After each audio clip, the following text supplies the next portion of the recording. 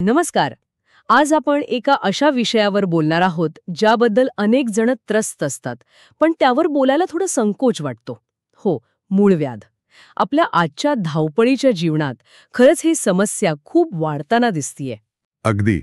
आणि यावर उघडपणे बोललं जात नाही सहसा. बरोबर. तर आपल्याकडे या विषयावर काही सविस्तर माहिती आहे. त्यात कारणं, लक्षणं आणि महत्वाचं म्हणजे आयुर्वेदिक उपाय काय आहेत यावर भर दिला आहे. चला तर मग या माहितीच्या आधारे जरा सविस्तर बोलूया. मूळव्याध म्हणजे नक्की काय, आयुर्वेद काय म्हणतो याबद्दल, लक्षणं काय दिसतात आणि अर्थातच उपाय काय. हो, नक्कीच. आयुर्वेदाचा दृष्टिकोन समजून घेणं महत्वाचं आहे इथे.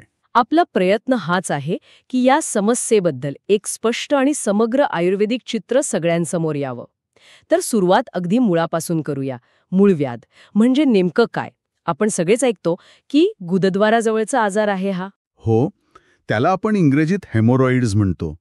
अगदी सोप्या भाषेत सांगायचं झालं तर गुदद्वाराच्या आत किंवा बाहेरच्या बाजूला ज्या रक्तवाहिन्या असतात ना, म्हणजे शिरा, त्यांना सूज येते. अच्छा. त्या फुगतात आणि मग तिथे गाठींसारखं तयार होतं. त्यालाच आपण बोलीभाषेत मोड असं म्हणतो. आयुर्वेदात याला अर्श असं नाव आहे. आणि गंमत म्हणजे आयुर्वेद याला फक्त तिथली स्थानिक समस्या नाही मानत. अच्छा, मग काय म्हणतं? आयुर्वेद म्हणतो की हे शरीरात आतमध्ये काहीतरी बिघडलं याचं लक्षण आहे. विशेषतः आपलं पचन, तिथे काहीतरी असंतुलन आहे. हे महत्वाचं आहे की फक्त बाहेरची नाही तर आतली समस्या आहे. मग आयुर्वेदानुसार या अर्शची किंवा मूळव्याधीची मुख्य कारणं काय सांगितली आहेत? आपल्या माहितीत आहाराबद्दल बरंच काही आहे. हो, नक्कीच. आयुर्वेदात कसं आहे ना, कोणत्याही आजाराच्या मुळाशी आहार आणि आपली जीवनशैली याला खूप जास्त महत्त्व आहे. बरोबर. मूळव्याधीच्या बाबतीत बोलायचं तर मुख्य कारण आहे अग्निमांद्य, म्हणजे आपली पचनशक्ती कमजोर होणं. पचनशक्ती कमजोर होणं. हो. आणि हे होतं कशामुळे? तर आपलं खाणं-पिणं खूप जास्त तिखट, मसालेदार, तळलेले पदार्थ, आंबवलेले पदार्थ, फास्ट फूड तर आहेच, मांसाहार अतिप्रमाणात, मैद्याचे पदार्थ वारंवार खाल्ले की त्रास होतो. आणि कोरडं अन्न, शिळं अन्न किंवा पचायला खूप जड असलेलं अन्न, म्हणजे हे सगळं पचनावर परिणाम करतं. अगदी. पचन बिघडतं, शरीरात आम तयार होतो. आम म्हणजे काय? तर न पचलेला अन्नरस जो विषारी घटकांसारखा असतो. अच्छा. आणि मग वातादी दोष म्हणजे वात, पित्त, कफ हे असंतुलित होतात. मूळव्याधीत विशेषतः वात आणि पित्त यांचा जास्त संबंध असतो. समजलं. म्हणजे आहाराचा थेट परिणाम आहे. आणि दुसरं एक मोठं कारण नेहमी ऐकतो आपण ते म्हणजे बद्धकोष्ठता. हो, अगदी. बद्धकोष्ठता किंवा कॉन्स्टिपेशन हे तर मूळव्याधीचं प्रमुख कारण पण आहे आणि अनेकदा लक्षण पण असतं. शौचाला साफ न होणं, त्यासाठी खूप जोर करावा लागणं किंवा कुंथावं लागणं, या सगळ्यामुळे काय होतं की गुदद्वाराच्या ज्या रक्तवाहिन्या आहेत त्यांच्यावर खूप दाब येतो. फुगतात, कमजोर होतात आणि मग तिथे अर्श म्हणजे मूळव्याध तयार होतो.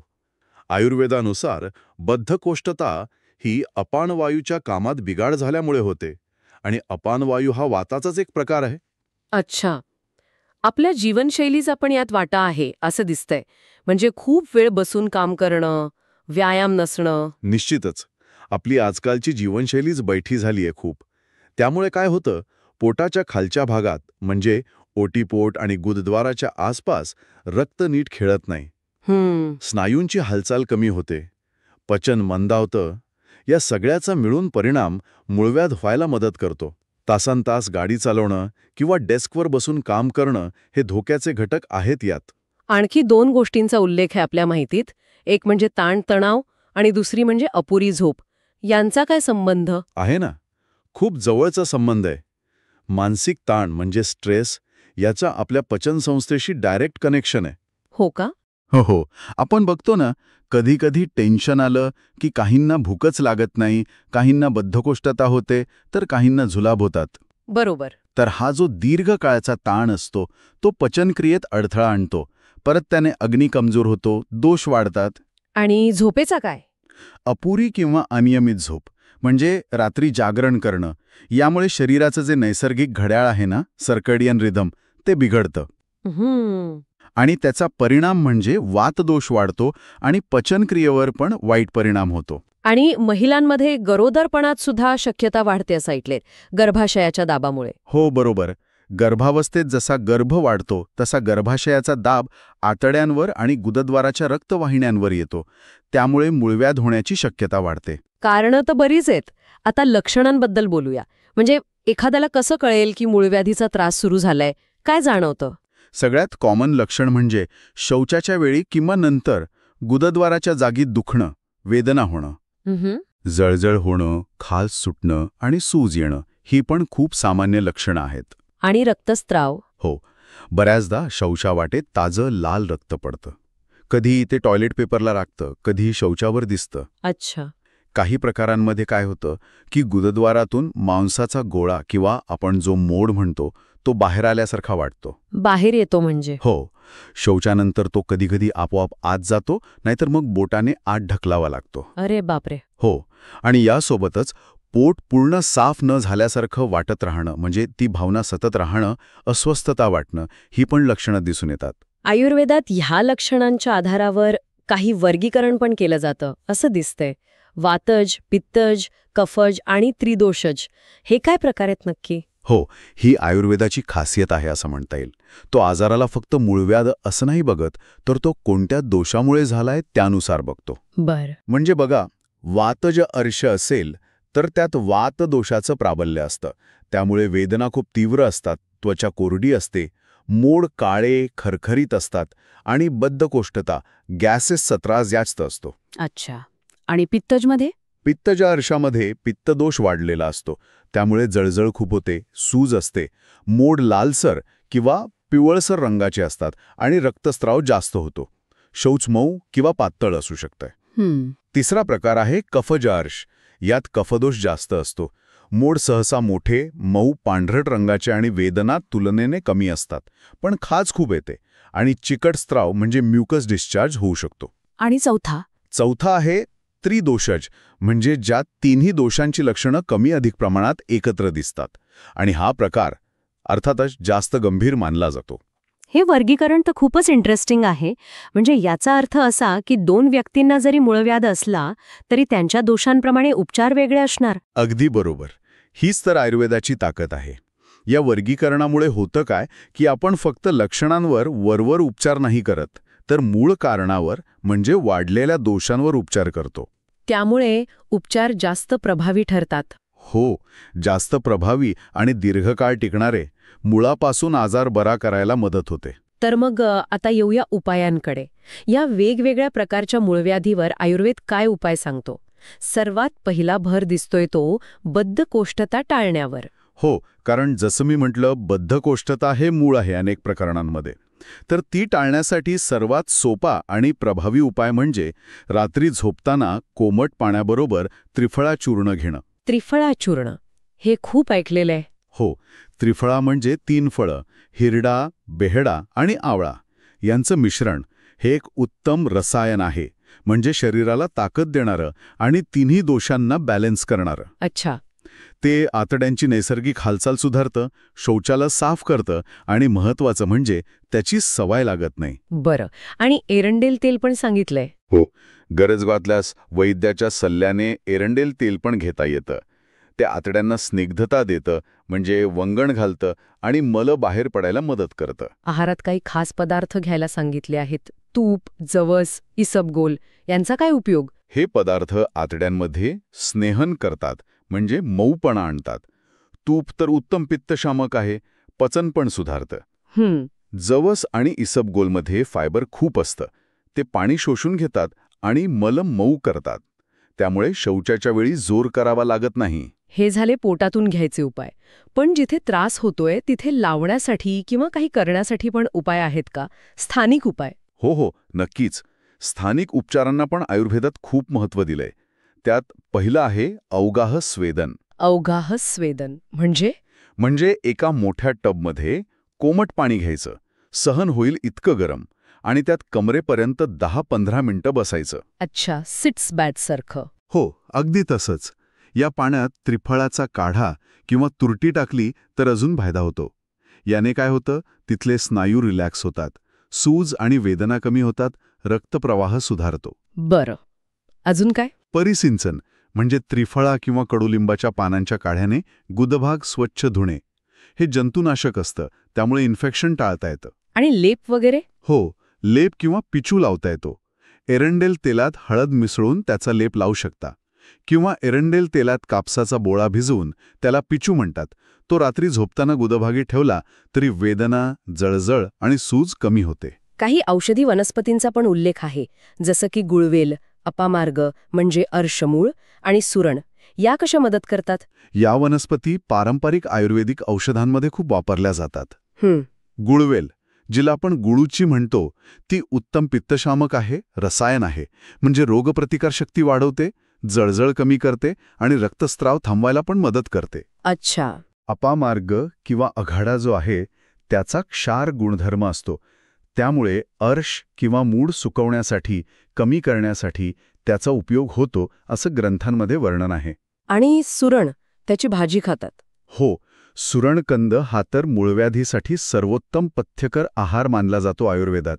सुरणाची भाजी किंवा इतर पदार्थ आहारात नियमित ठेवल्यास मूळव्याधीचा त्रास कमी होतो असं अनुभवास येतं. उपायांबरोबरच खाण्यापिण्यात काय काळजी घ्यायची, म्हणजे पथ्य काय पाळायचं, हे पण खूप महत्वाचं असणार. काय खावं आणि काय टाळावं? पथ्यपालन हा तर आयुर्वेदिक उपचारांचा आत्मा आहे म्हणा ना. हो. तर काय खावं? पचायला हलकं आणि ताजं अन्न, फायबर भरपूर असलेले पदार्थ. फळांमध्ये पपई, अंजीर, मनुका, सफरचंद, केळी, डाळिंब हे चांगले.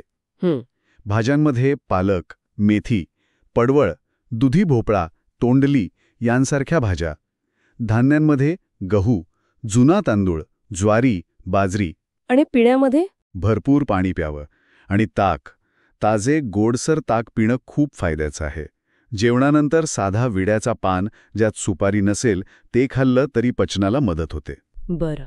आणि काय टाळायचं, काय पूर्णपणे बंद करायला हवं? सगळ्यात महत्त्वाचं म्हणजे वात आणि पित्त वाढवणारे पदार्थ टाळायचे.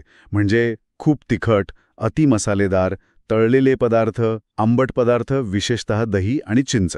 ओके. बेकरी उत्पादने म्हणजे मैद्याचे पदार्थ जसं ब्रेड, बिस्किटं, fast food, junk food, pizza, burger वगैरे. मद्यपान आणि धूम्रपान तर पूर्णपणे बंद करायलाच हवं. त्याचा खूप वाईट परिणाम होतो. शिळं अन्न खाऊ नये आणि खूप थंड पाणी पिणं टाळावं. म्हणजे आहारातील हे बदल फक्त तात्पुरते नाहीत, तर दीर्घकाळ पाळायचे आहेत. हो, तरच मुळापासून आराम मिळतो. आपल्या माहितीत काही तयार आयुर्वेदिक औषधांची नावं पण दिलेली आहेत. अर्शकुठार रस, अभयारिष्ट, आरोग्यवर्धिनी वटी, त्रिफळा गुग्गुळ. पण एक महत्वाची सूचना पण आहे की ही वैद्यांच्या सल्ल्यानेच घ्यावीत. अगदी योग्य सूचना आहे ती, कारण ही औषधं नक्कीच प्रभावी आहेत. उदाहरणार्थ, अर्शकुठार रस हा मूळ कमी करायला मदत करतो. अभयारिष्ठ हे एक सौम्य रेचक आहे, म्हणजे पोट साफ करायला मदत करतं आणि पाचक पण आहे. आरोग्यवर्धिनी वटी यकृताचं कार्य सुधारते, पचन सुधारते. त्रिफळा गुग्गुळ सूज कमी करतो आणि जखम भरून काढायला मदत करतो. कच्च्या हळदीचा रस मधासोबत घेतला तर रक्तस्राव आणि जळजळ कमी होऊ शकते. पण मग स्वतःहून घ्यायला का नको? कारण प्रत्येकाची प्रकृती वेगळी असते. वाताची, पित्ताची की कफाची, आजाराची तीव्रता किती आहे, कोणता दोष जास्त वाढला आहे, हे सगळं बघून योग्य औषध आणि त्याची योग्य मात्रा ठरवावी लागते. अच्छा. चुकीचं औषध घेतलं किंवा चुकीच्या मात्रेत घेतलं तर फायदा होण्याऐवजी नुकसान होऊ शकतं. त्यामुळे स्वतःच्या मनाने औषधं घेणं हे खरंच धोकादायक ठरू शकतं.